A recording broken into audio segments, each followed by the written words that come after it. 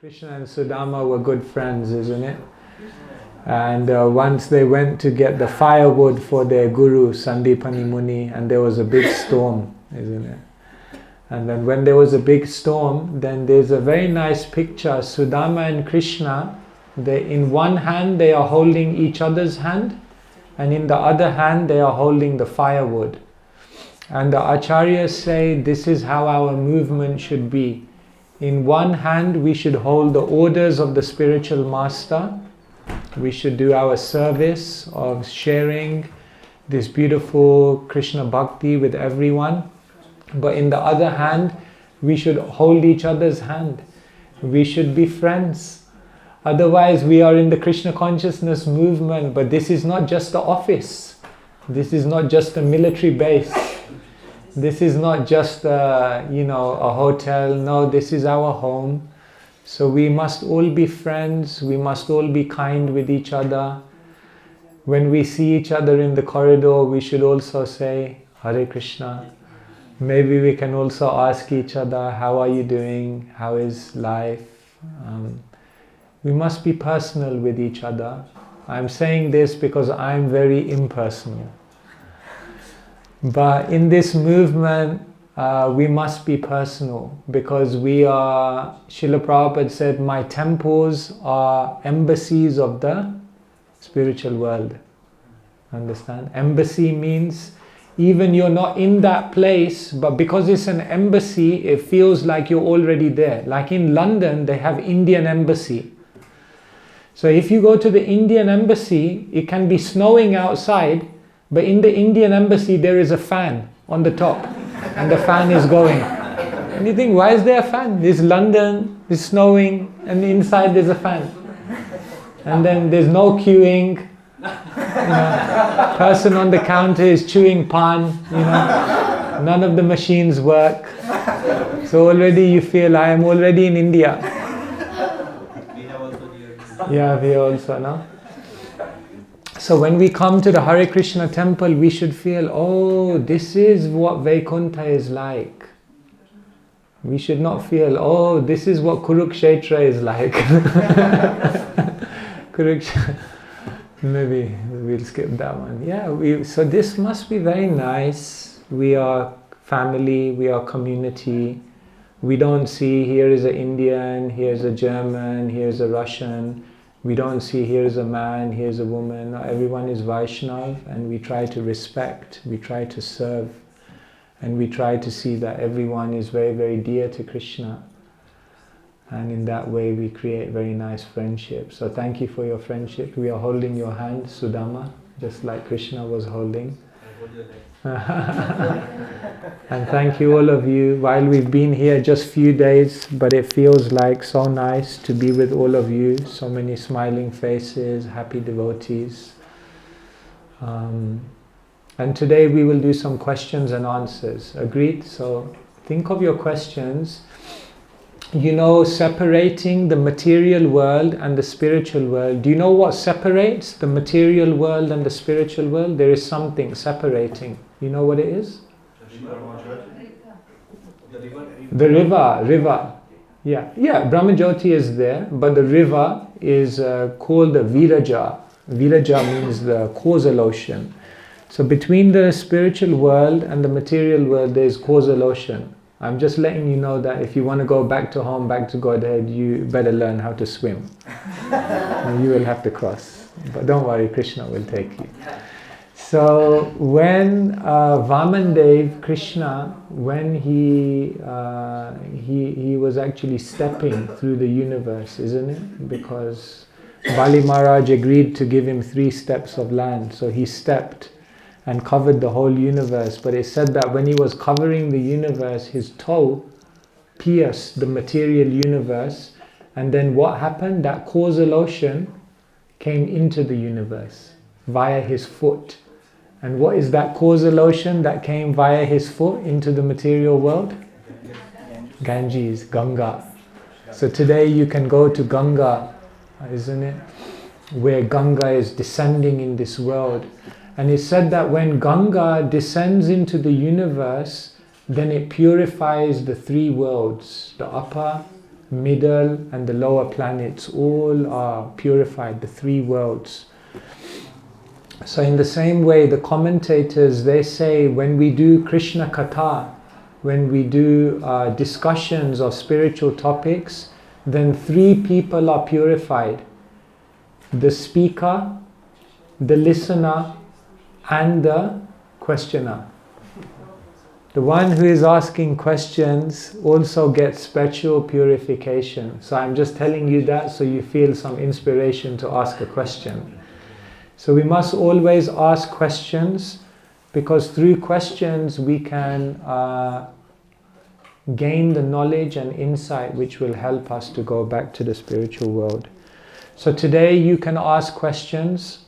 You can maybe ask questions about some philosophical topic that you may not be clear about. Maybe you want to ask some question about how to practice Krishna consciousness, so we can talk about that. Maybe you want to ask some question about the movement and our communities and how we can improve, so we can talk about that. And maybe you want to ask some question about the world around us, what's happening, how does Krishna consciousness explain these things. And maybe you can also, if you like, you can also challenge and ask me some questions of the atheists, of the scientists, of people who don't have faith in Krishna consciousness, and how do we answer their doubts. Yeah, is that okay? So let's do some question and answer. And when you ask a question, then what I will do is I'll repeat it so that the online audience can also hear. Okay, so who will begin with the first question? May I start Yes. with the question from yesterday? You start with the question from yesterday. Okay, go for it. Devotee who is online, he asked yesterday, what if devotee... Yeah, do we have a roaming microphone? Is it, or another second microphone? Is it? No. Yes, we'll check now, yes. We'll check? Okay. Yes. Until we get that, you can say and I'll repeat. What if a devotee who is chanting 16 rounds daily, at the time of death does not remember Krishna? Where does he go? What about a devotee who is chanting 16 rounds, but at the time of death may not remember Krishna? Where does he go? Okay. So the first thing to understand, Krishna says, Antakale cha mameva smaran muktva kalevaram ya prayati samadbhavam yati nastyatra samsayaha. Antakale, at the last moment, whatever you remember, that is what you'll become. So why does Krishna say that? Because what we remember at the time of death, that will reflect generally what is deepest and closest to us in the heart, isn't it? When someone has a near-death experience, then they say, my whole life flashed before me. So what is most important to you, you will remember at the time of death, generally. Therefore, Krishna is saying, whatever you remember at the time of death, that's where you'll go, because that will reflect your deepest desire. So now, what if someone is chanting 16 rounds and they don't remember Krishna at death? To answer that question, we have to ask, why is it that they didn't remember Krishna? Maybe the first reason is that they may have been chanting 16 rounds, but they may have been chanting 16 inattentive rounds. Then if you're chanting 16 inattentive rounds, then Krishna can't take responsibility. Then Chaitanya Charitamrita says, Bahu janma kore jadi shravana kirtan tabutana paye Krishna pade prema dhan. Someone may do hearing and chanting Bahu janma for many lifetimes, tabutana paye Krishna pade prema dhan, but they may not get prema if they are inattentive or offensive. So Srila Prabhupada did not just say chant 16 rounds, he also said chant 16 rounds and avoid the 10 offenses.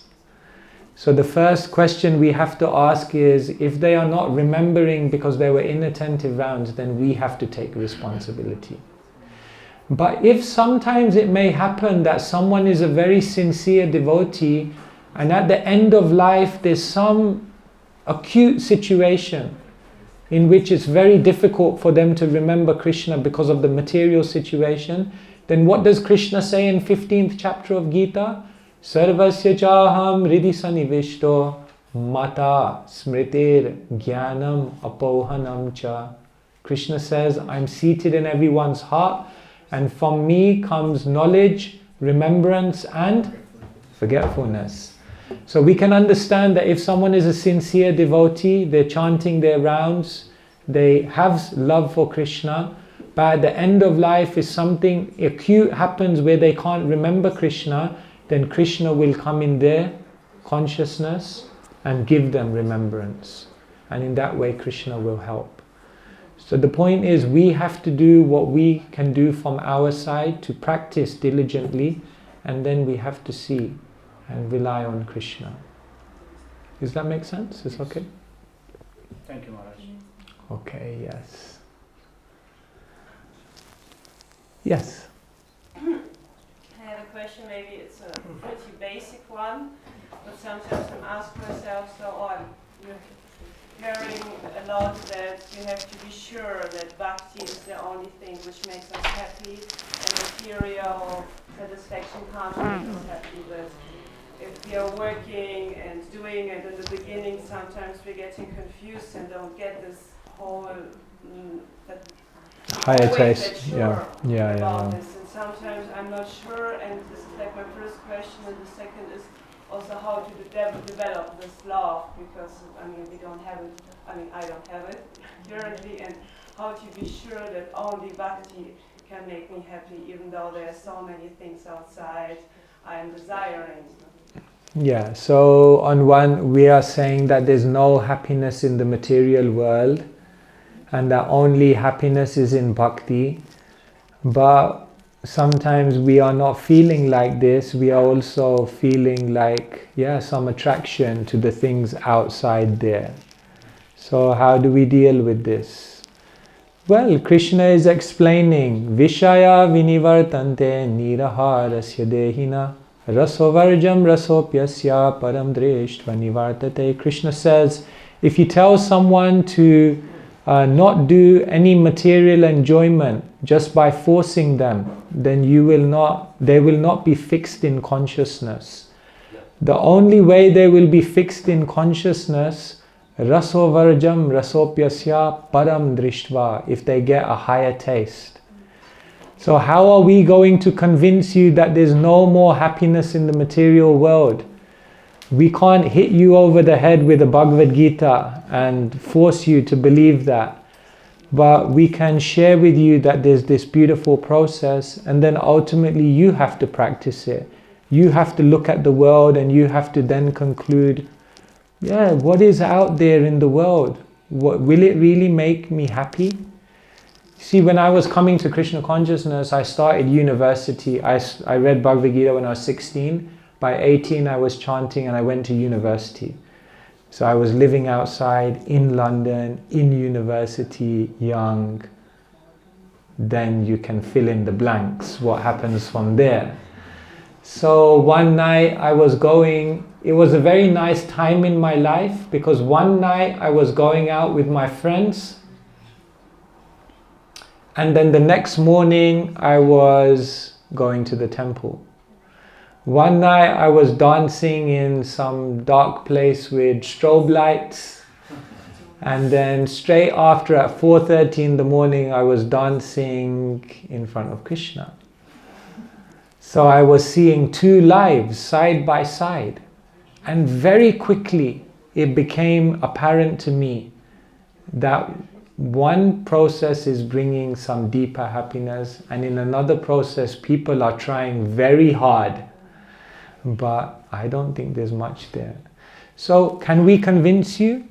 No, we can give you some faith, we can give you some option, but ultimately you have to experience it for yourself. And therefore we are not saying there's no happiness in the material world, but what we are saying is that happiness is of a lower quality. Basically, when you try to find happiness through material things, one of four things will happen. Scenario 1, you will try to find happiness in material things and you won't get those things. Frustration. Scenario 2, you will look for happiness in material things, you'll get that thing, but then you'll feel this doesn't bring any taste. Frustration. Scenario 3, you look for happiness in material things, you'll get it, it tastes good, but then after some time it will disappear. Frustration. And scenario 4, you'll get something, it will taste good, it will even remain for some time, but along with that thing will come many other negative things that you didn't want. Frustration. So basically, if you try to find happiness in material things, you will be frustrated. Sometimes we say like this, people in the material world think if I have time, if I have money, and if I have health, then I'll be happy. But even if that was true, when you're young, you have health, you have time, no money. Isn't it? No money, little pocket money, not enough money. Then when you grow up, when you're middle-aged, well, lots of money. And good health still. No time. Busy, moving. And when you're old, oh, lots of time. Lots of money in the bank. But no health. Something is always missing. In material life, something will always be missing. So, how do you become convinced of that? You practice Krishna consciousness and you awaken the higher taste, and then you will realize there's nothing in the world which can compare to this. Well, you have to go on that journey. No one can convince you. That has to be your own realization. Is that okay? Thank you. Yes. Hare Krishna Maharaj. One question is, if we meet on the streets or relatives or somehow people who we try to give them Krishna consciousness or tell them about it, but they are honest with us and they say, I'm not interested. Yes, not even interested, full of desires and like this, and it isn't offense, for example. They knowing that, for example, that you also know that they will make offenses when they're chanting Hare Krishna, Maha Mantra. So should we still try to bring them, or should, because doing offenses is also maybe, I don't know, maybe it's not so good for spiritual advancement? That's my question. Yeah, well, ultimately, somehow or other, we are trying to connect people to the Maha Mantra. Therefore, we do Harinam, isn't it? And then people say, oh, Hare Krishna, and then they make fun like that. But even then, they get benefit. 6th canto says, Sanketyam parihasyam vai stobam helanameva va Vaikunthanam agrahanam ashesha gavaharam vidum. In Ajamil's pastime, there is a verse which says, even if one chants jokingly, even if they chant neglectfully, even if they chant indicating something else, Vaikunthanam, because they've grasped the name which is coming from a different realm, Asheshaga haram vidum, mountains of sinful activities will be moved. So, in the beginning, somehow or other, we are inducing people that they should chant. Because just by taking the name, just by being involved, even if they are not practicing all the rules and regulations, still it's good. But then once you become a devotee, then we're encouraging people. Now you have to give up. So devotees, we are we are tricking people. Because in the beginning we tell them, you don't have to change your life, just chant Hare Krishna. Which if you later on you'll realize is a complete lie. And because we are all the proof. Yes, you don't carry on doing what you're doing, just add a little bit of Krishna And before you know it, there's so much Krishna there, there's nothing left for anything else. So in the beginning, we just give people a little bit of Krishna. Yena tena prakarena mana Krishna niveshayat. This way or that way, somehow or other, connect them to Krishna. So yeah, do what you can to connect people to Krishna, and then gradually. But of course, if they are going to be offensive or say something bad, then we don't chant the glories of the holy name to the faithless. But most people are just innocent, so you give them an opportunity. And if they take Krishna's names, then something amazing will happen. There was someone who once, they had a girlfriend, and the girlfriend had a dog. And you know what the dog's name was? Krishna. And this dog somehow or other used to run away in the middle of the night and run away into the... So then the girlfriend would tell the boy, you go out and find the dog and go and get him. He'd be running through the middle of the night. Krishna! Where are you? Krishna, come home.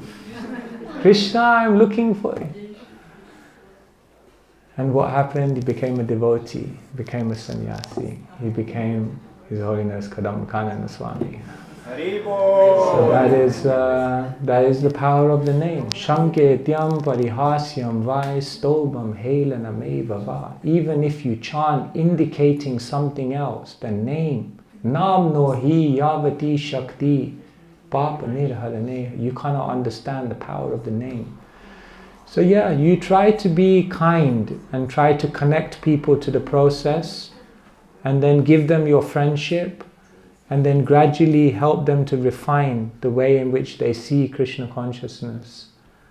But generally it's always better that someone will be connected with us. You know, we cannot expect from the beginning that everyone will follow everything. But at least if they come, then there's some connection. I don't know, does that answer your question? Yes, yes. Yeah. Yes. Yeah, you carry on, yes. Another question is, like, there are different dhams, like for example, Vrindavan dham, Mayapur dham, Puri dham, and I'm not sure, so if you can correct me if I'm false, but I think Jagannath Das Babaji Maharaj, Jagannath Das Babaji, he went in old age from Vrindavan to Mayapur, Navadvip, because he was conscious of the merciful nature of Yeah. dham. So for example, someone who maybe thinks about living in a dham, should he like consider Going to Mayapur. Yeah, to Mayapur, Ekachakra Dham or Puri Dham, or Okay. for example, the most simple, which dham should he take shelter? Good question. Nice question. Yeah, so there are many dhams, and which dham should we take shelter of? Every dham or holy place is having a unique quality. So Vrindavan is known as Madhurya Dham, or the place of sweetness. Jagannath Puri is known as Viraha Dham, or the place of separation, because Krishna's eyes are very big, isn't it? And why are his eyes big? Because he's remembering Vrindavan and he's in separation. So Jagannath Puri is said to be the place of separation, Viraha Dham. And Mayapur is said to be Audarya Dham, which means the place of great magnanimity. It's said that even if you are sleeping in Mayapur, Gauranga takes it that you are paying obeisances. So don't just go to Mayapur and sleep all day thinking. But still, Gauranga is seeing, oh, just see, he's lying down, he's paying obeisances, very kind, always trying to see the good. So it's said that Mayapur is the place from which you can get a lot of mercy. It's said that in Kali Yuga, Vrindavan will become more and more covered, actually. And Mayapur will become more and more revealed. And therefore, Mayapur will eventually become the world headquarters, the spiritual headquarters, the spiritual capital of the world. So generally, yes, Gaur Kishore Das Babaji, many were taking shelter in Mayapur Dham. However, the Bhagavatam also says this, Yatirtha buddhi shalilena karhichit janeshva bhigyeshu sa eva go kara. That the ultimate purpose of going to a holy place is that you can have very good Sangha. If you go to a holy place but you don't have good Sangha, you will not be able to actually derive the benefit. And therefore many times devotees may go to Vrindavan, they may go to Mayapur. Many times even senior devotees in our movement, when it came to their final days, they didn't go to even to any of those dhams. They stayed in the temple where they were, in the Western world. Because ultimately for the Vaishnavas, we stay ultimately where we can chant and hear about Krishna in very good association. Because what does the Purana say? Krishna says, Naham tistami vaikunthe yoginam hridayeshu va yatra gayanti mad bhakta tatra tistami narada. I'm not just situated in Vaikuntha, I'm not just situated in the hearts of the yogis. Yatra gayanti mad bhakta, wherever my devotees are chanting, tatra tistami, I'm there. So for example, you have someone like Bhakti Tirtha Swami. In his final days, he stayed in America. He did not go to the Dham because there his community was there and they were reached. So we all go to Mayapur to get mercy. And then eventually we get that mercy and then we stay in a place where we can have very good association. And if that's Mayapur, Vrindavan, Puri or the West, that ultimately is secondary, because the main thing is to have good association. But yes, you should go to Mayapur and get the mercy. It said in Jagannath Puri, the mercy is available through what? Prasadam. Prasadam.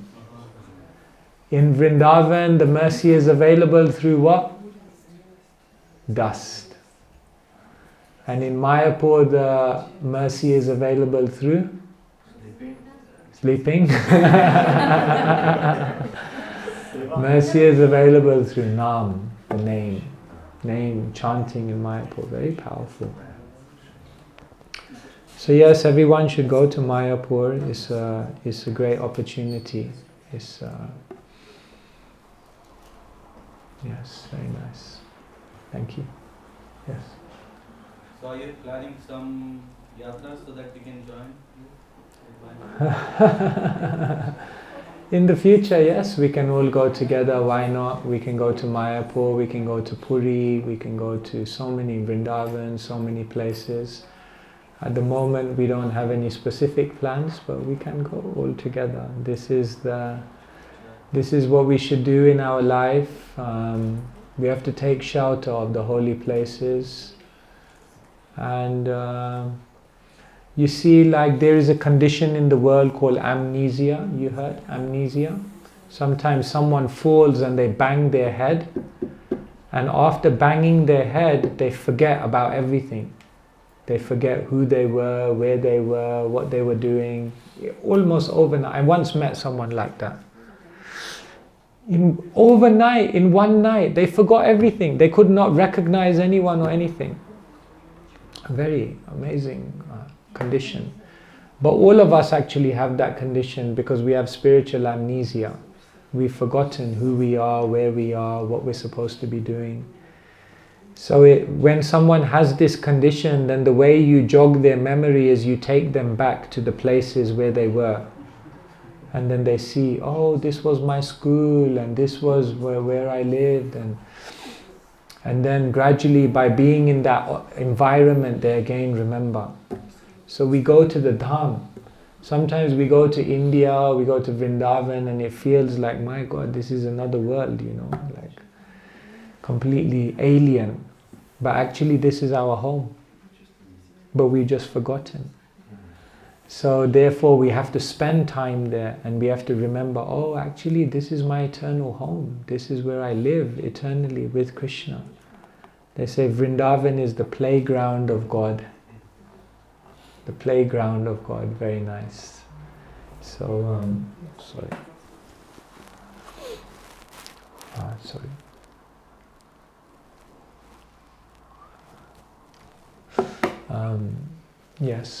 Yes, we should go. So you sponsor all of us to go.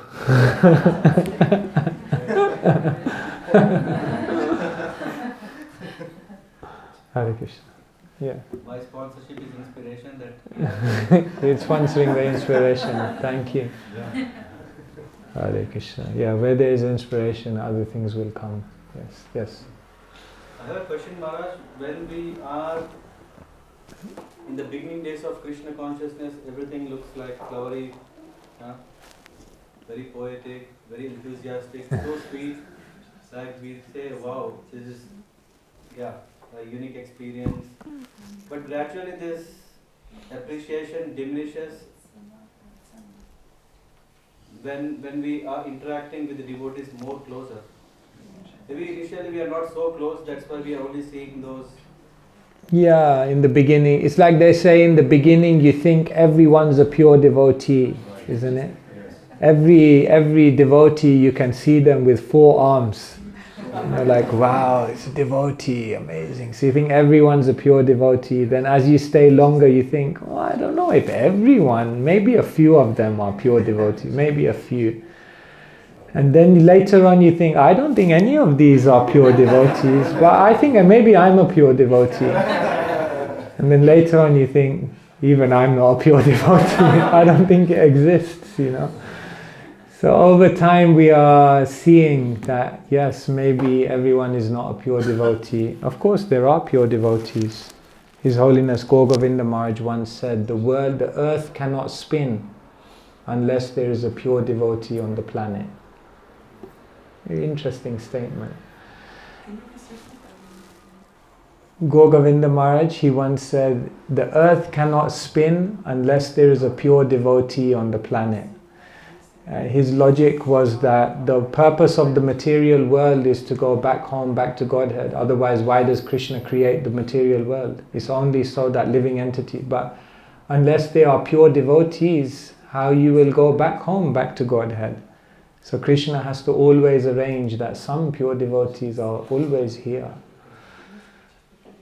In my life, I saw actually that I feel like I underestimated the devotees a lot. I saw devotees day to day, maybe I did not appreciate them so much, and then later on many of them left the world and many of them showed that actually they were very, very advanced. And then I realized, oh no, I saw them in a material way. I realized in this movement that the saints are not just the people that we read about in the Bhagavatam or the Chaitanya Charitamrita. The saints are living even today. But the problem is we are not appreciating them because we become familiar. So your question is, how do we avoid becoming familiar or no? My question is in similar lines, but if you talk about community development and devotee care and all these things, it has to do with intimacy. Yeah. It can't Spending, be like, formalism or office way of living, but actually home way of living. Spending time together. Which means in that intimacy, sometimes are we dealing with devotees still, or are we dealing with again some close associates or family member? How to still have the mood that we have intimacy, at the same time they are respect. Devotees, we should be careful. So how to gauge or... Intimacy and respect are not, they are not like in competition. Intimacy and respect should actually go together. Right? I understand what you're saying. Sometimes intimacy can mean that you just become too familiar and then become disrespectful. So how to balance that? But actually, we're understanding that if we... Basically, the most important point is we have to be personal with each other. This is the hardest thing in Kali Yuga. In Kali Yuga, the hardest thing is for all of us to be personal with each other. Because basically impersonalism is very deep within each one of us. So the first thing is community. If you look at the next word, which is very close to community, the next word is communication. So one of the first reasons why community doesn't build is because there's no communication. One time I realized I was living in one temple and I was living across the room from someone, and in 20 years I never had a longer conversation than 20 seconds with that person. How is that possible? I realized I was at a temple for 20 years and there are people who are coming here, every week, and I still don't know their name. One person, it was so embarrassing. After 15 years of seeing him, I went up to him one day, I said, Prabhu, what's your name? It's like, after so many years, you don't know who this person is? So we are so impersonal. Someone is going through some challenge, we must reach out. We must be kind. Someone is successful, we can also go and say, congratulations, I heard this happened to you, very nice, I'm so happy for you. These things go a long distance. In ISKCON we have many barriers to overcome. Like I was saying yesterday, culturally we all come from different places. So that already creates a barrier. For example, the way Indian people act and Western people act is different. It's not that one is right and one is wrong, but it's just different. Yeah, a simple thing. For an Indian, if you go like this, it means good. Yeah, very good. But for that means no, that means bad. Even when Prabhupada, when he saw the devotees first time doing Harinam, then they saw him in the window, and in India you go like this. Like this. To call someone, you go like this. But they didn't know that, so they thought Prabhupada was going like this. Go away, go away. Now you're saying, no, come. He was very happy. But they were thinking he was telling them, go away, go away. So just simple cultural things. We're very different. For example, the way Eastern people have humor is very different to Russian people or German people. It's very different type of humor. So for you, something is very funny, for them it's offensive. So you see, we have to learn to understand each other. We have to learn to overcome, we have to communicate, we have to be together. And we have to come out of our, sometimes there are people who we feel comfortable with. And so generally we will always stay there.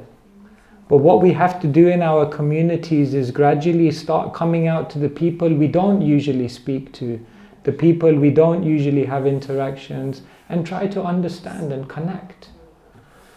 So communication is very, very important. Coming together as a community. Sometimes we can also have Istagosti. Yeah. Now in ISKCON, if you say Istagosti, it means like a meeting to raise all your managerial issues. This is what they think Istagosti is. Actually, Istagosti means devotees just coming together and sharing their realizations with each other. That's what it means. It's not a managerial meeting to figure out how to overthrow the temple president or something, It's to come and have Sangha together. So this is what Vaishnavas do. So I don't pretend to sit here as someone, I am also battling, I realized in my life I'm very impersonal. But unless we overcome this impersonalism, we can't really have community. So we have to let us start by at least saying hello to each other. Let us start by learning everyone's names. Let us start by asking devotees how they're doing and praising, encouraging them when they do well, helping them when they're struggling. And one other important thing is we should never judge others. This is one thing. Sometimes we see people across the room and without even speaking to them, we have judged them. And then this blocks the relationship from the beginning. Have you heard of Jayananda Prabhu? Jayananda Prabhu was Srila Prabhupada's very early disciple. So once there was one devotee, and he had, in the early days they say he blooped. You understand? The word blooped, it means they left the movement. I think this sound is on.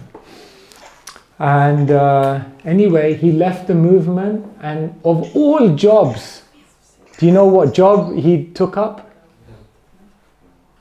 Of all the jobs he could have took up, he became a butcher. So Jayananda heard, oh, he's become a butcher. So Jayananda said, let me go and meet him. Let me go and meet him. So he went to this meat shop. So he said, is this person here? So he said, yeah, he's in the back. So Jayananda was there, dhoti, tilak, in the middle of this slaughter place. Jai Shri Shiva Jai Gauranga Dwamitai Ki. So Jayananda was in the middle of this shop now. So he said, I want to see. He said, oh no, he's in the back. So Jayananda walked and he went into the kitchen. You can imagine what the kitchen of a butcher shop is like. All these cows and... Anyway, then he saw this one in the distance. This ex-devotee. And the devotee had an apron full of blood. And in his hand he had a knife. And Jayananda, when he saw him, you know what he did? He just ran up to him and he hugged him. And he said, oh, I found you after so long. It's great to see you. I was missing you so much. And he just started speaking to him as a friend. He never said any bad thing. Why are you doing this? How could you do this? Why come back? He just said, so happy to see you. And after some time, Jayananda Prabhu left, and the devotee, the very next day, he came back to the temple. He said, this man, he touched my heart because he did not judge me. He just gave me love. So many times we are judging others, and then we are, oh, they look like that. Why is that person never smiles. Have you ever seen? There's some people who never smile. You think, what's this person's problem? Like, obviously they're in Maya, they have some issue. Some people are just like that. You can't. One time, one person said to Srila Prabhupada, he was looking at Prabhupada's passport photo, and he said, Prabhupada, you look very sad in this picture. Prabhupada said, that was the most ecstatic moment of my life. I said, really?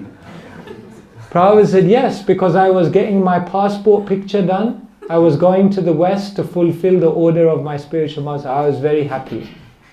It was most ecstatic. So you look very sad. So we judge people. Oh, did you see how that person, did this or did that, and then we judge, and then then we create a block.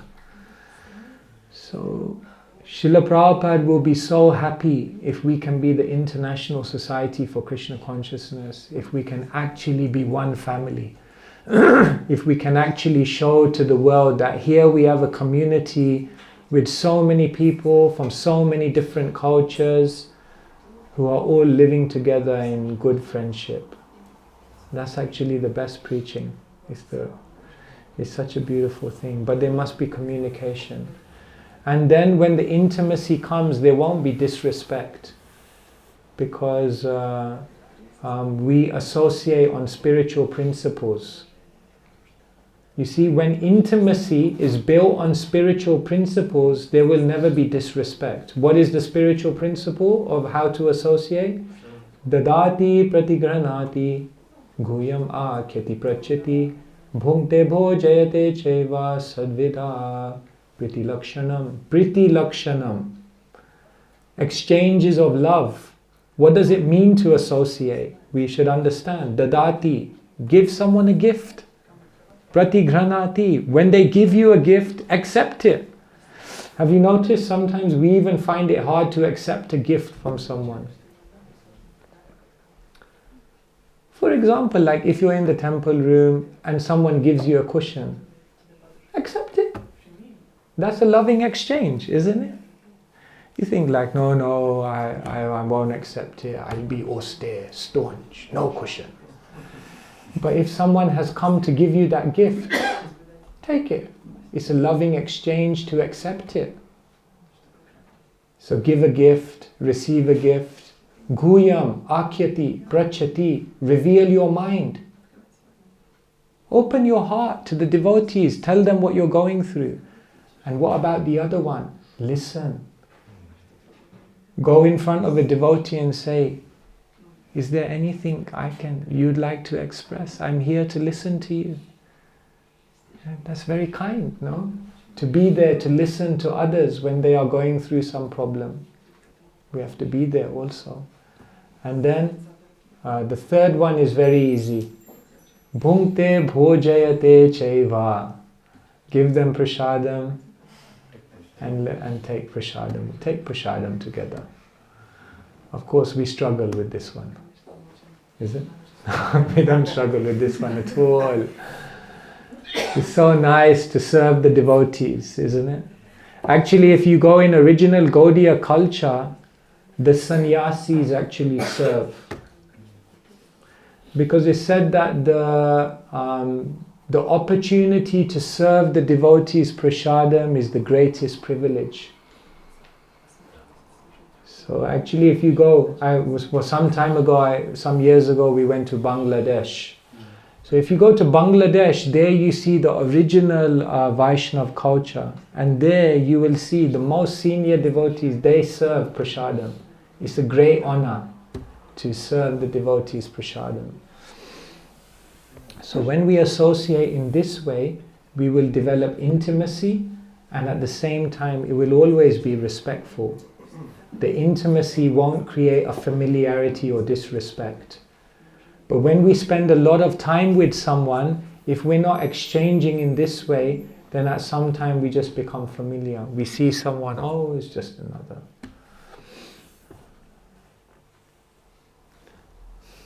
Some points. Yes, Mataji at the back, yes. Thank you, Maharaj.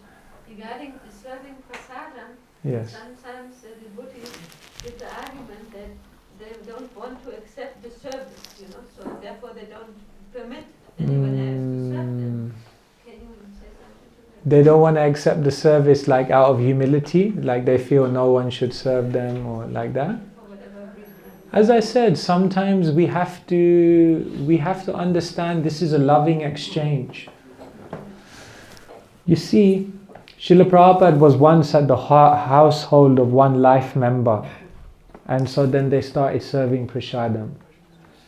And then the devotee was sitting next to Prabhupada and said, Prabhupada, there's onions. There's onions in the prasadam.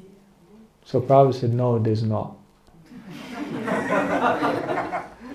He said, no, there's, Prabhupada, look, there's onions. Prabhupada said, no, there's not. Eat.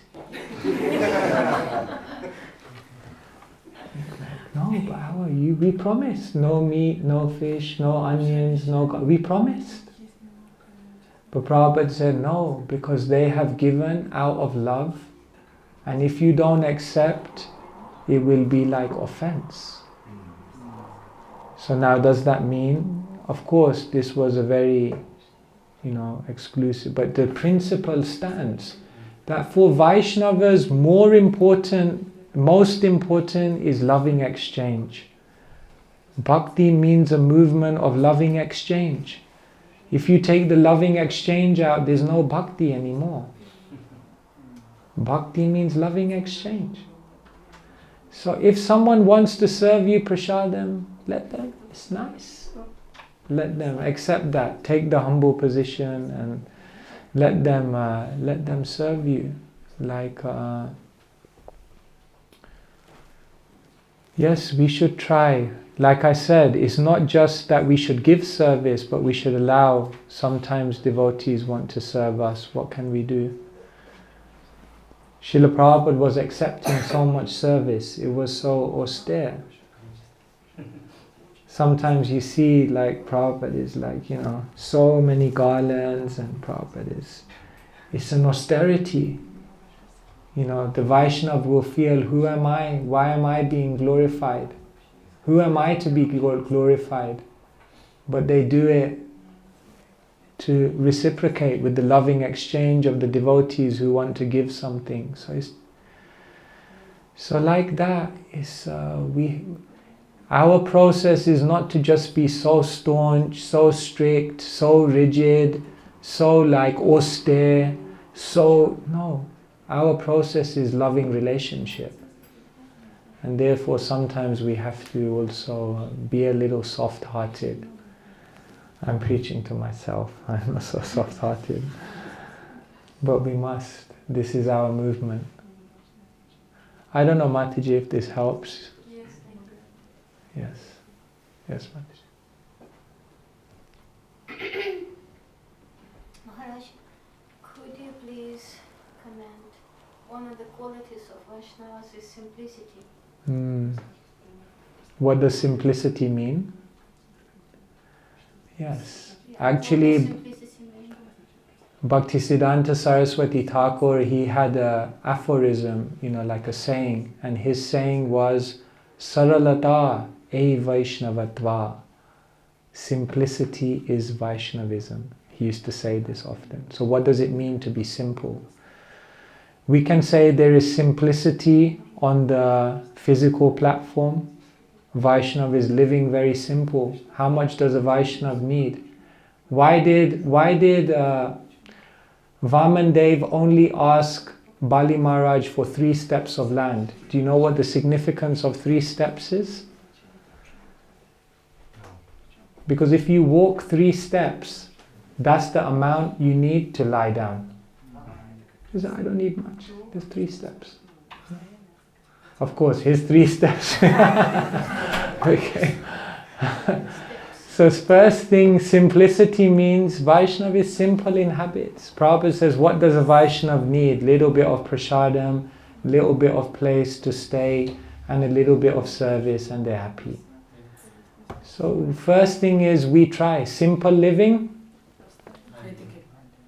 not simply living, hardly thinking. That's what most people are.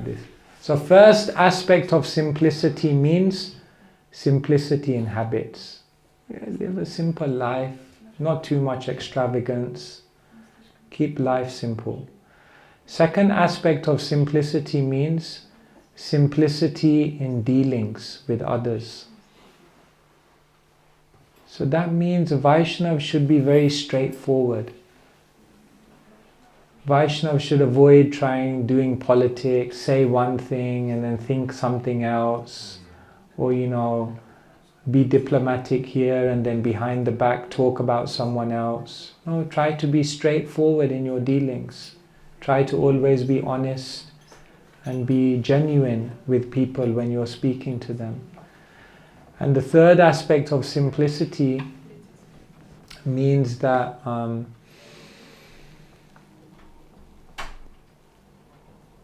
simplicity ultimately means I try to become a servant, a simple servant. I don't put myself to the front. I don't put myself to be glorified. I'm just happy to be, they say Vaishnav is like salt. Understand?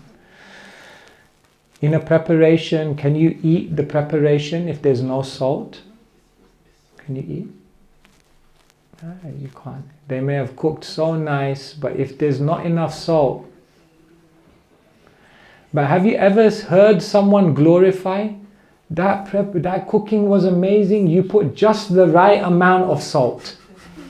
Does anyone ever glorify the salt? Never. But if the salt is not there, then you can't have anything. So Vaishnav is like salt. They're so important, but they're always in the back. They don't promote themselves. So this is simplicity of a Vaishnav, to stay at the back, to stay humble. Simplicity of a Vaishnav means integrity, straightforwardness in all dealings, and simplicity in habits, in how we live. When we live like this, then we can walk through this life with less anxiety. But the moment you try to complicate your life, 2 houses, 2 phones, 2 cars, too much, then it will be difficult. The moment you complicate your life by saying one thing to someone and then saying something to someone else and then speaking behind this person's back and then not being straightforward, then it will be very difficult. And the moment you leave your simplicity by trying to always be in the spotlight to get the respect, the appreciation, then it would be difficult. Therefore, saralata e vaishnavatva. Try to stay simple. We try. I hope that helps. Yes. It helps. Thank you. Maharaj, in the kitchen downstairs we have a picture. Srila Prabhupada is putting salt in a pot. Oh, nice. So then you can remember, Vaishnava should be like salt. This is what the Sri Vaishnavacharyas actually say. This is an answer that was given by one of Ramanujacharya's disciples when he asked, how do you know who is a Vaishnava? The Vaishnava is like salt. They are always disappearing into the background. Na dhanam, na janam, na sundarim. They don't want wealth, they don't want followers, they don't want the opposite gender's attention. Na dhanam, na janam, na sundarim. Most of us are saying more dhanam, more janam, more sundarim, more. No, I don't want. It's difficult, but we have to try to become simple. Not so easy to be simple in a complicated world.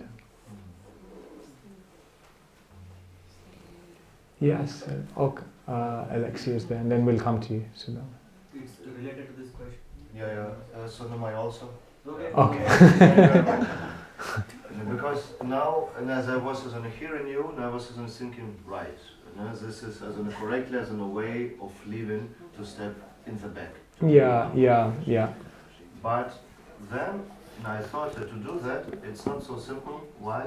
Because maybe sometimes we were hurt, or we don't feel this as a connection to Krishna.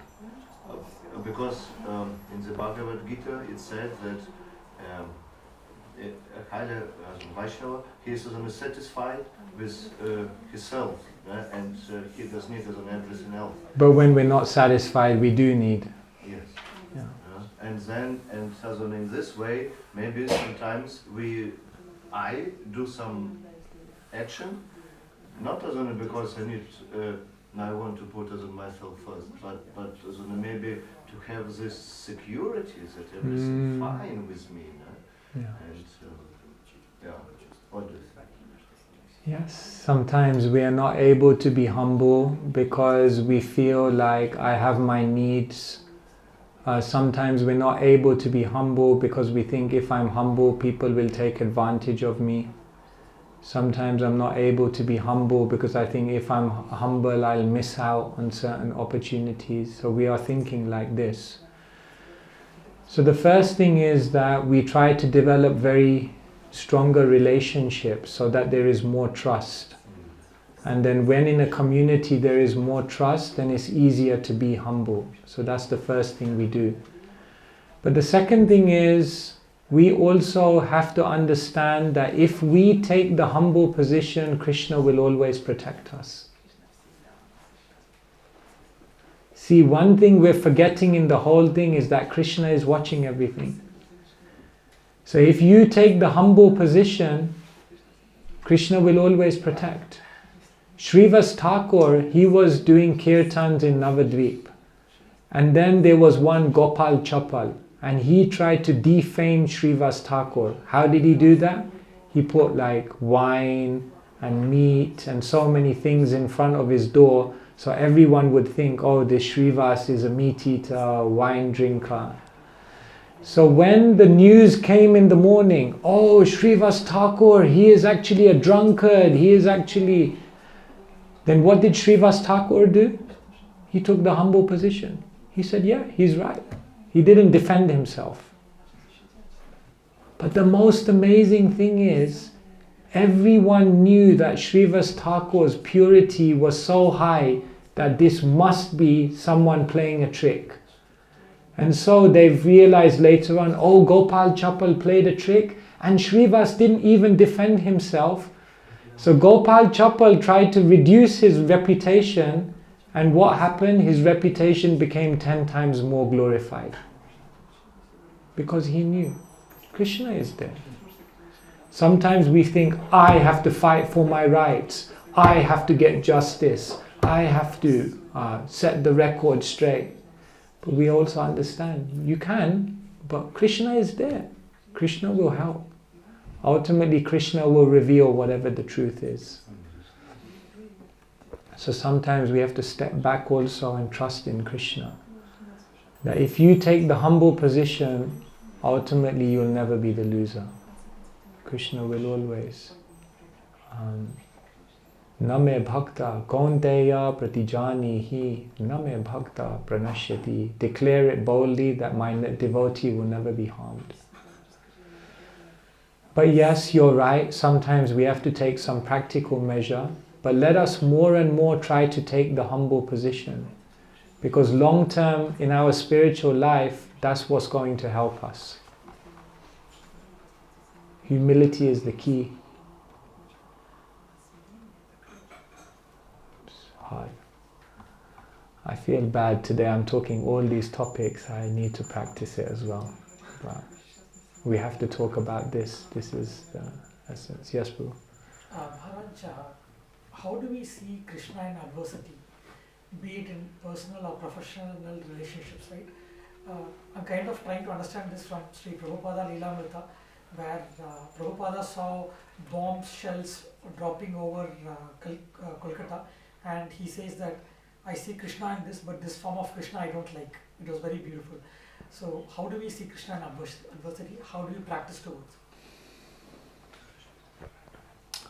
We see Krishna in adversity because we see that this adversity or difficulty is Krishna coming to me, making me uncomfortable in this world so that I go to where I'm meant to be. As simple as that. If there was no adversity, if there was no difficulty, there would be no impetus to go, to move. Therefore, Krishna arranges all these things and he comes. When Parikshit got cursed, then he said, today Krishna came to me, but today Krishna came to me in the form of the curse of a Brahmin boy. So he saw that that curse was Krishna coming to me to tell me now, okay, 7 days, wrap it up, get out of this world. So every time we go through a difficulty, we can remember Krishna is saying, how long you want to stay here? You want to keep struggling here? We keep trying to find solutions when we have problems.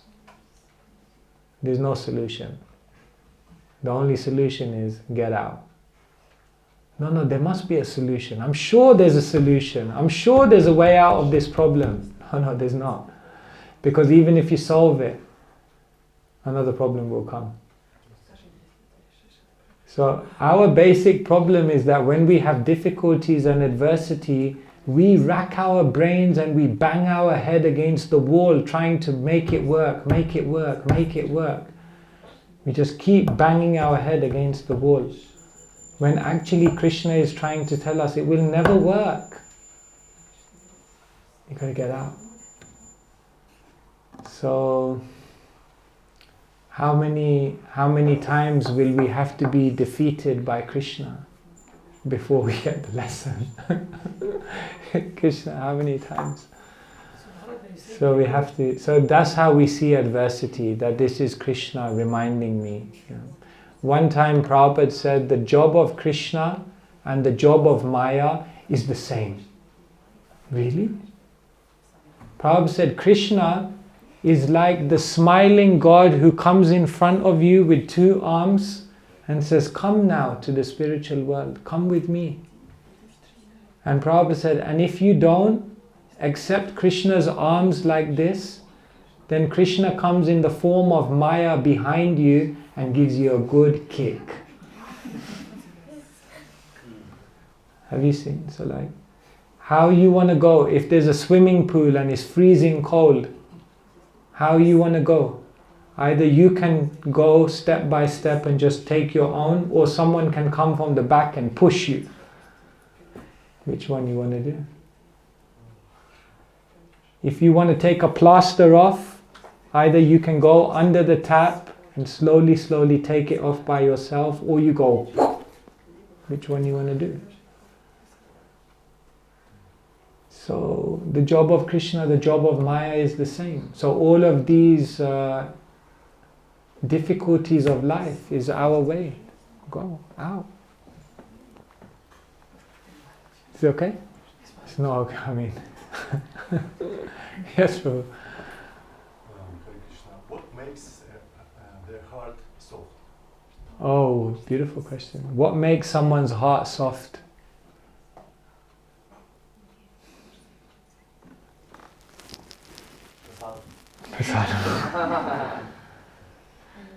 First, I think two things can make, the two immediate things that come is sometimes the harsh experiences of this material world can make you soft, and sometimes the love of the Vaishnavas can also make you soft. When a Vaishnav comes to you and conquers your heart, when a Vaishnav comes to you and serves you with such love, then immediately you feel. Have you seen sometimes parents, parents are very, very strong, very, very, but sometimes their child will come in front of them, some smile, some broken word, immediately the parent is like completely disarmed by the charm of the child. So one way to become soft is the love of the Vaishnavas will make us soft. And the other way to become soft is sometimes the material world will break us. Burijan Prabhu, he was in Vrindavan. Have you seen in Vrindavan they have sugarcane machines? So you see there's a big wheel, and then they put the cane in, and then it crushes the cane, and then the juice comes out. So he made a prayer. May the hard, crushing wheel of life extract some humility from my offense-hardened heart. And may the nectar of that humility give rise to pure love for Krishna. So sometimes the harshness of this world breaks us down.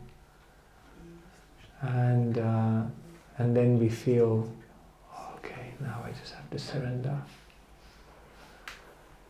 And then yes, prasadam and kirtan, these things are all softening our heart.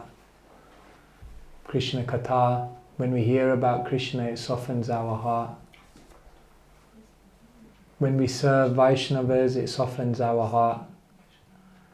Yeah, it's a very beautiful question you ask, because ultimately we need to develop a soft heart. The Bhagavatam says that if you chant Hare Krishna and you don't experience tears coming from your eyes, and you don't experience the hairs of your body standing on end, then you must understand you have a steel-framed heart that's become so hard from so many years of offenses. That this is us.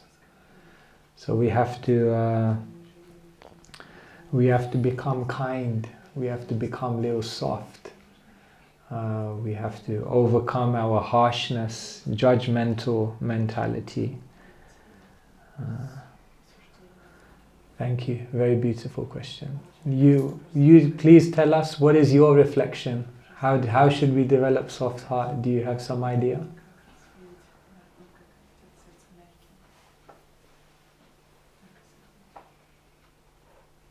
I'm just Russian. Okay. You can say in Russian. You can say in Russian. Yes. I will try, but Yeah. it's a big question for me. Yes. Very nice question. Находиться в обществе преданных, служить преданным. To be in their society of devotees, Jeez. to serve them. Чтобы они шлифовали. Если камешки имеют острые углы, то преданные they help? They will help us to polish us when we have Sharp edges, yes. Ну и, конечно же, смирение. Здесь для этого тоже нужен определенный духовный опыт. Но я не могу дать точного ответа сейчас. And in order to have a humility, we need to have a certain spiritual experience. Very nice. Yeah. Thank you.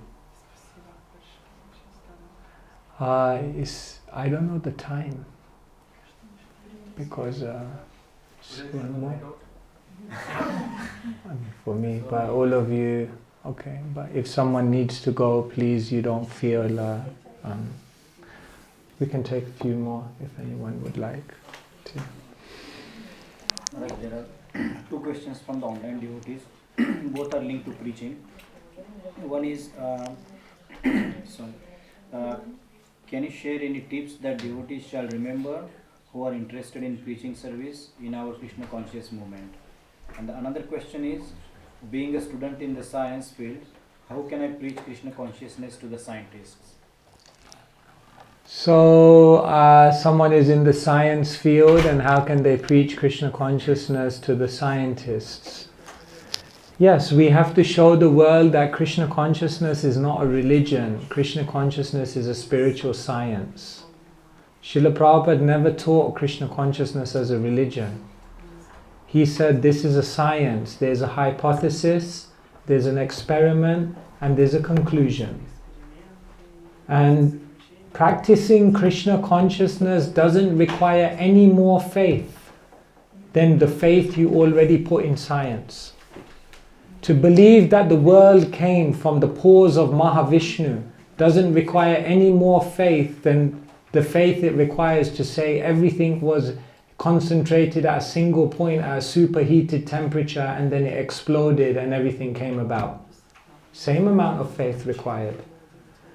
So people have this notion that science is fact and religion is some kind of faith. No, that's a complete untruth. So we have to go in the world and we have to show this works. This is a science. You can experience it, you can observe it, you can perceive it. But you have to become a spiritual scientist. You have to live it in your life.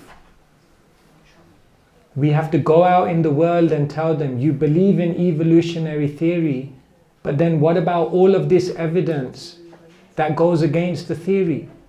Why are you filtering that out of the world? Our devotee has written, no? Forbidden Archaeology, Michael Cremo, Dhruta Karma Prabhu.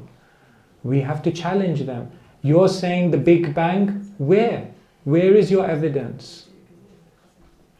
You see, they just put it up in a museum, spend millions of pounds making some model, and then they write some plaque, 5 billion years ago, the temperature changed by 0.0035%, and then this species became extinct, and everyone says, oh wow, fascinating.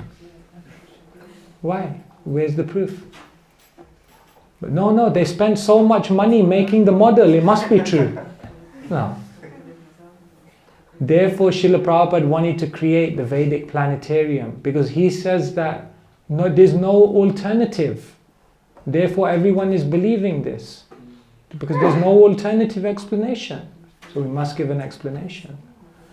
So we're so fortunate we have scriptures which can give an explanation for all these things. So we have to become qualified, we have to become learned, and we have to be able to explain Krishna consciousness in scientific terms. And we have to show people that as much faith as you put, we're not asking for any more faith than that. We have to prove this. Therefore, Srila Prabhupada was so bold. He was going across the world and he said, I'm challenging them all. I'm challenging all professors. Come, I will speak to them. Let them convince me. So yes, this is preaching. And what examples? If you want to learn preaching, Srila Prabhupada is the best example. Who can be a better preacher than Srila Prabhupada? He knew how to make... Preacher means make it clear, make it practical, make it logical, scientific, and make it attractive for people. These are the things that a preacher does. So Srila Prabhupada was doing that. You can also study, if you want to learn preaching, you can study the life of Narad Muni. He's also a great preacher. He preached to everyone, kings, to young boys, to hunters, to... In so many ways he preached. So you can... Yes. Jade deka tare kaha Krishna upadesh amara agyaya guru anatare edesh. This is perhaps the most quoted verse of Srila Prabhupada from the Chaitanya Charitamrita. Whoever you meet, whoever you see, tell them about Krishna. So everyone should be a preacher. Everyone should share Krishna consciousness and learn the art, because the world is on fire. The world is on fire. And we have to go out there and try to share with people how to get out.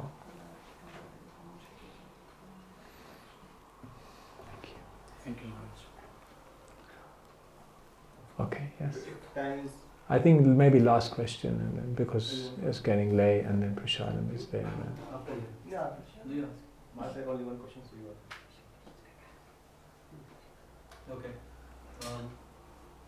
Might be to end with this, maybe a challenging question. We say that we came from the spiritual world. We came from the spiritual world, yes. Why did we come? Why did we come? When we are full cognizant that we are servants of the Lord. Why did we decide to come here? Why did the jiva leave the spiritual world? Thank you for asking this question. This question has been discussed and debated. The way Srila Prabhupada generally explained it is, he said, we exist in the spiritual world in a relationship of love with Krishna. And in order for there to be love, there must be free will. And in order for there to be free will, there must be the opportunity of different options. So when the jiva is in the spiritual world, Krishna bahir mukha hoya Bhagavan chakare, and the jiva looks slightly away from Krishna, then it's not that the jiva is dissatisfied or the jiva is in ignorance, but the jiva just has some curiosity. Like, what would it be like to be separate from Krishna? Just some curiosity. But from that initial curiosity, then they become more and more implicated in the material world. So the way Srila Prabhupada generally explained it is that we left the spiritual world because of curiosity. And curiosity can exist because we have free will. But now let me tell you another thing. This is a little scientific, but if you understand this, you'll understand why it's so difficult to answer this question. Okay? You just concentrate a few minutes. If you imagine this is the Earth planet, and the Earth planet has its time frame, isn't it? Like we have 365 days in a year. Now what happens is, as you go higher in the universe, then time dilates. You understand? So if you're now at Brahmaloka, which is the highest planet, then one day on Brahmaloka is like 6 months on the Earth planet. So Earth planet is here, but as you go up in the universe, time is dilating. Now when you get to the edge of the material universe, then time is 0. Okay? So now when you go into the spiritual world, there's no time. There's no time anymore. So spiritual world is a timeless place. Now let me ask you the question. Can you leave a timeless place? If you say yes, my next question to you is, when did you leave? Can you leave a timeless place? No. Can you re-enter a timeless place? Because if you say yes, the next question I'm going to ask you is, when did you re-enter? But there's no time there. So when we say the jiva left the spiritual world, the jiva, it doesn't actually, it's not an English statement you can make, because we're dealing with two different time dimensions. So words are limited in explaining spiritual phenomena. Because we are thinking we were in the spiritual world, and then we had a curiosity, and then we left, and now we're here, and then one day we'll go back, and we're seeing it like a timeline. But it's not like a timeline, because you're dealing with a timeless place and a place where there is time. And so when you're trying to link those two dimensions through English language, it doesn't make any sense, because you're dealing with different time dimensions. That's why, to answer this question, why did the jiva leave the spiritual world, you can't explain it in English language. Did the jiva leave the spiritual world? Yes. Did the jiva leave the spiritual world? No. But that doesn't make sense. Yes. It's not meant to make logical sense, because you're dealing with a spirit. Like if I say to you, okay, let me ask you a question. Who came first, the father or the son? What do you think? Father, obviously, isn't it? You agree? Yeah, the father must have come before the son. Wrong. Wrong. Because until the son was born, was he a father? Was he? No. So the son is born first and then the father is born. Is that what you're now telling me? You've decided to change your position? Is it? First, no, but the son is born and then he's a father. Before that, he's just a man. So first the son has to be born, then he becomes a father. So which one is true? Which one is true? Both. But they're contradictory. Yeah, that's fine. But they're still both true. So did the jiva leave the spiritual world? Yes. Did the jiva leave the spiritual world? No. Fine. It's settled.